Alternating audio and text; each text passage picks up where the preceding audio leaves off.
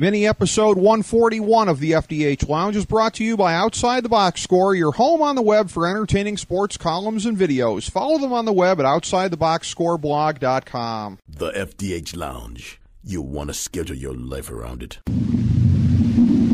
A long time ago, on a gloomy, wet Cleveland spring night, two men stand alone amidst the late-night drizzle. Their voices echo across the vacant station parking lot as they debate the merits of the great American radio show that have been missing for far too long. On that night, an idea was born.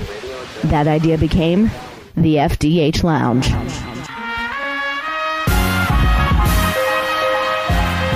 Welcome to the FDH Lounge. Welcome to mini episode 141 of the FDH Lounge and our presentation of the FantasyDraftHelp.com Insider in this format after 8 years on our previous platform.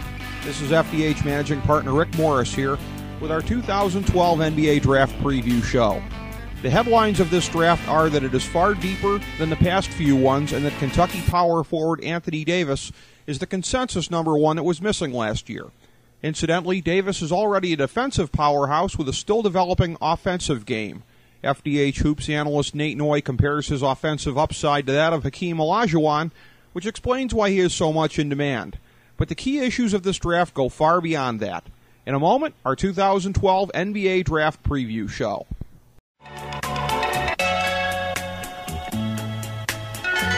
Folks, you're listening to the FantasyDraftHelp.com Insider. Would you walk us through a typical day for you? Yeah. Great. Well, I generally come in at least 15 minutes late. I use the side door. And after that, I just sort of space out for about an hour. Space out? Yeah, I just stare at my desk. But it looks like I'm working. I do that for probably another hour after lunch, too. I'd say in a given week, I probably only do about 15 minutes of real, actual work.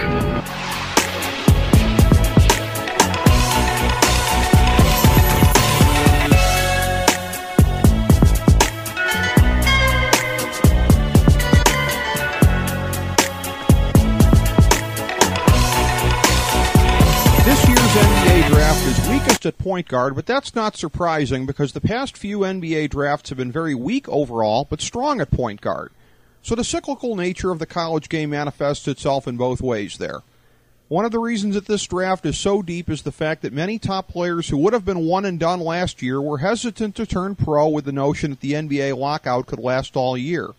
As such, Davis had to leapfrog past some returning stars this year on the draft boards, including small forward Harrison Barnes of North Carolina, power forward Jared Sullinger of Ohio State, power forward Perry Jones of Baylor, and Davis's teammate at Kentucky, small forward Terrence Jones. Unsurprisingly, all of these players are expected to go lower than they would have in the thin crop of 2011. For that matter, only Barnes is considered to be on the next tier after Davis. That level includes Florida shooting guard Brad Beal, who is an explosive scorer in a 6'4 frame, albeit with a long wingspan, Kansas power forward Thomas Robinson, and Kentucky small forward Michael Kidd-Gilchrist, who is a tremendous Pippen-like all-around player.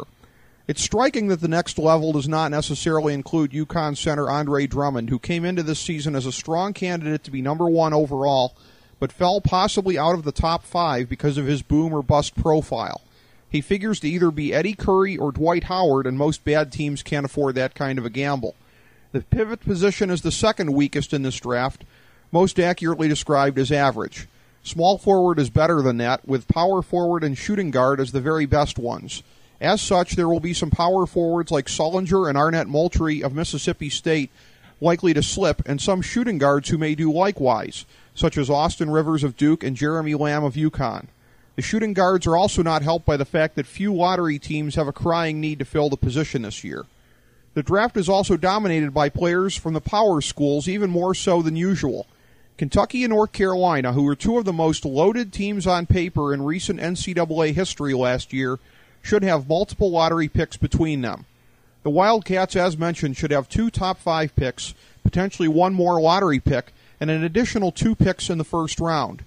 The Tar Heels have a chance for 4 lottery picks also. An additional measure of the strength of this draft comes from the fact that most projections don't have any Euros going in the first round, when there were a fair number of marginally considered Euros going in last year's lottery. The 2012 NBA draft should be a very good one, and time will tell if it churns out enough star power to rate with the great classes of all time like 1992 and 2003. Thanks for checking us out. For all of your NBA draft needs, check out Pro Hoops Draftology 2012, available as a free download off of the main page at FantasyDraftHelp.com. Go break off a little value on your opponents in fantasy sports, and be sure to sample our other Nothing is Off-Topic mini-episodes, including our recent conversations with media superstars Ernie Johnson and Robert Flores from the FDH Lounge. As we bring the show to a close, we would like to extend our deepest gratitude to NBC, CBS, ABC, Fox, all Clear Channel affiliates, TNT, TBS, USA, UPN, Deadspin.com, YouTube.com, YTMND.com, MySpace.com, various blogs, Fox News, CNN, CNBC, MSNBC, IamBoard.com, Billboard.com, Google.com, ESPN, ESPN2, ESPN News, ESPN Classic, NBA TV, NFL Network, Sports Time Ohio, Athlon Magazine, Comedy Central, Cartoon Network, The Boomerang Channel, QVC, BET, The Spice Channel, Steno Notebooks, Manwich, Papermate Office Supplies, Waitresses, Strippers, Bartenders, Garbage Men, Janitors, Microwave Popcorn, the writers of The Office, Scrubs, Entourage, My Name is Earl, Oz, Metalocalypse and the Boondocks, Aquafina, and The Periodic Table of Elements.